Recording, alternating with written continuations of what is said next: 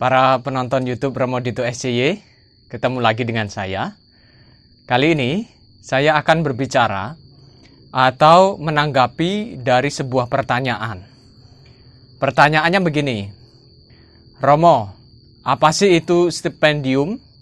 Apa sih bedanya antara stipendium dengan iurastole? Nah, bagi sebagian umat Katolik, istilah ini mungkin susah untuk diingat, atau mungkin belum tahu secara pasti arti dari kata ini dan terus apa artinya. Baik, saya akan menjawabnya dalam video ini. Maka terima kasih atas pertanyaannya. Dalam video ini saya akan menjawab lebih luas, bukan hanya stipendium dan iurastole, tetapi saya akan menjawabnya secara luas, yaitu sumber keuangan yang menunjang kehidupan para pastor dan gereja. Sumber keuangan yang menunjang kehidupan para pastor dan gereja ini adalah adanya bentuk-bentuk persembahan yang diberikan oleh umat dan ada semangat yang melandasinya. Maka dalam video ini saya akan menjelaskan dua bagian, yakni yang pertama, bentuk-bentuk persembahan apa yang diberikan oleh umat sebagai sumber keuangan yang menunjang kehidupan para pastor dan gereja. Dan yang kedua, bagian yang kedua, semangat apa sebenarnya yang melandasi ketika umat memberikan persembahan. Nah, nggak usah perlu lama-lama, kita akan membahas yang pertama dulu ya, yakni bentuk-bentuk persembahan yang diberikan oleh umat sebagai sumber keuangan. Tentu kalau berbicara tentang keuangan berarti dana persembahan yang diberikan oleh umat sebagai sumber keuangan yang menunjang kehidupan para pastor dan gereja. Nah, dalam kegiatan menggereja itu ada berbagai bentuk persembahan yang menunjang kehidupan para pastor dan gereja, yakni ada yang namanya kolekte, ada yang namanya stipendium, ada yang namanya iurastole, kemudian ada yang namanya persembahan natura atau oblaciones, dan bahkan ada pengumpulan-pengumpulan dana untuk maksud tertentu. Nah, kebanyakan umat memang belum memahami secara pasti istilah-istilah tersebut atau bahkan bingung dengan istilah-istilah tersebut. Maka supaya saya dan Anda itu semakin paham, simak video ini sampai selesai sehingga kita bisa memahaminya bersama. Baik, saya akan menjelaskan yang pertama dulu, soal kolekte. Apa itu kolekte? Kolekte adalah persembahan berupa uang yang dikumpulkan saat perayaan Ekaristi yang dimasukkan dalam kantong kolekte. Biasanya dilakukan ketika selesai doa umat. Nah, umumnya ada dua kolekte, yaitu kolekte 1 dan kolekte 2. Kolekte, terutama kolekte 1, kegunaannya diatur dengan peraturan keuskupan setempat.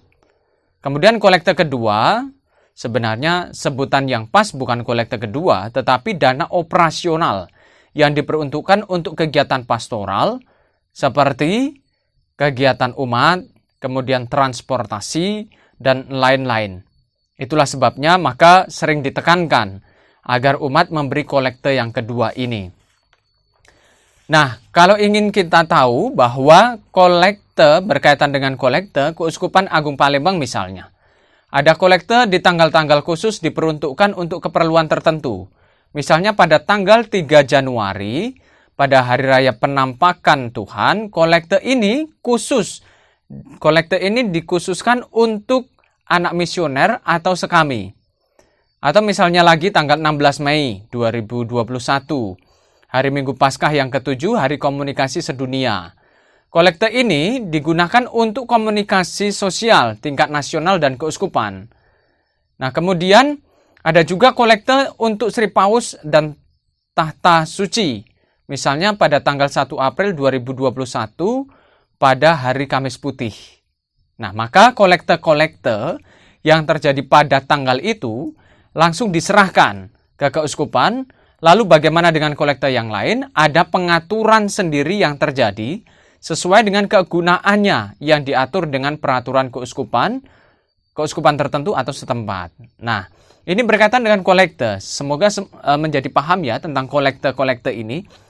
Kemudian yang kedua, saya akan menjelaskan tentang persembahan natura atau oblationes. Apa itu persembahan natura atau oblationes? Persembahan natura atau oblationes adalah pemberian natura atau bahan-bahan persembahan, misalnya bahan makanan atau kebutuhan harian, yang diarak dalam persembahan pada waktu perayaan Ekaristi, atau lebih jelasnya, itu adalah persembahan yang berbentuk barang. Misalnya setiap panen ada umat yang mempersembahkan seperti ubi, pisang, bahkan ayam kampung bisa jadi. Kemudian atau alat mandi yang dibutuhkan oleh seorang pastor. Sabun mandi, pasta gigi, sikat gigi, kemudian handuk, baju, kaos, dan keperluan lain yang diperlukan oleh seorang pastor. Nah, persembahan natura atau oblationes ini sangat menunjang kebutuhan pastor, sehingga kami, para pastor itu, tidak perlu pergi ke toko untuk membeli sabun, pasta gigi, dan lain-lain. Nah, biasanya persembahan itu diberikan kepada pastor yang ada di paroki tersebut. Nah, umat umumnya tahu keperluan apa yang dibutuhkan oleh seorang pastor dan akhirnya memberikan persembahan natura atau oblationes ini. Maka saya mengucapkan atau kami para pastor mengucapkan terima kasih banyak atas kepedulian umat yang secara rutin memberikan persembahan natura atau oblationes kepada pastor. Sekali lagi terima kasih atas kepedulian umat untuk memberikan ini. Nah, jelas ya, kolekte persembahan natura atau oblationes. Sudah beda ini ya. Nah, kemudian berkaitan dengan stipendium dan iurastole.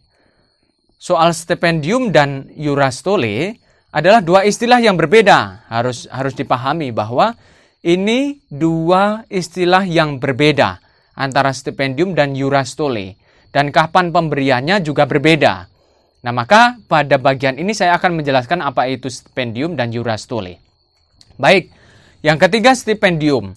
Stipendium itu apa? Stipendium adalah sejumlah uang yang dimasukkan ke dalam amplop yang dipersembahkan kepada pastor dengan intensi doa tertentu dalam suatu perayaan Ekaristi. Dan uang itulah yang di dalam amplop tadi yang dinamakan dengan stipendium. Atau dengan kata lain, stipendium itu sebenarnya sumbangan sukarela dari umat beriman dalam bentuk uang kepada seorang imam dengan permintaan umat agar dirayakan satu atau sejumlah misa dengan wujud atau intensi secara khusus. Dan stipendium ini merupakan balas jasa dari penghargaan umat secara sukarela bagi sang imam yang telah melayani suatu kebutuhan umat beriman. Nah, artinya tapi hal ini bukan kewajiban ya atau pembayaran dari umat ya. Artinya begini, jika ada umat yang meminta wujud doa tanpa ada stipendium, pastor itu harus tetap mendoakannya. Sama seperti kalau ada stipendiumnya. Nah, maka biasanya umat itu malu untuk meminta wujud doa atau intensi karena tidak punya uang. Nah, maka buang jauh-jauh kesan-kesan tersebut. Karena seorang imam itu tetap mendoakannya meskipun tidak ada hal tersebut. Pertanyaannya, apakah ada standar nominalnya? Oh, tidak ada yang mengatur standar nominalnya. Diserahkan kepada umat yang dengan sukarela memohon intensi tersebut. Nah, berkaitan dengan stipendium itu juga diatur dalam hukum gereja. Dalam satu misa, seorang pastor itu hanya boleh mengambil satu intensi. Lalu bagaimana kalau misa minggu banyak intensi, misalnya 5? Maka seorang pastor mengambil satu intensi yang didoakan dalam satu perayaan Ekaristi di hari Minggu tersebut, Selanjutnya itu diaplikasikan kepada misa yang lain. Misa berikutnya, seorang imam di mana merayakan Ekaristi. Maka jika tidak sanggup, biasanya kan banyak yang meminta intensi. Maka seorang imam jika tidak sanggup, maka diberikan kepada pastor yang lain yang tidak memiliki intensi misa. Bisa diberikan seperti itu. Nah ini stipendium ya. Stipendium itu sejumlah uang yang dimasukkan dalam amplop dengan wujud tertentu. Dengan intensi doa tertentu yang harus didoakan dalam perayaan Ekaristi. Semoga jelas dengan pemaparan ini ya. Kemudian berikutnya tentang Eurastole. Eurastole itu adalah pemberian umat kepada pastor sebagai bentuk penghargaan kepada seorang imam yang melakukan pelayanannya di luar sakramen Ekaristi. Misalnya, sakramen baptis, pemberkatan rumah, pemberkatan tanah, pemberkatan perkawinan, pemberkatan motor, dan lain-lain. Nah, ini yang dinamakan dengan Eurastole, sejumlah uang diberikan kepada seorang imam. Diberi nama Eurastole sudah jelas karena dalam pelayanan pastor itu mengenakan stola. Sekali lagi, apakah ada standar nominalnya? Baik, saya jelaskan bahwa tidak ada standar nominalnya yang mengaturnya.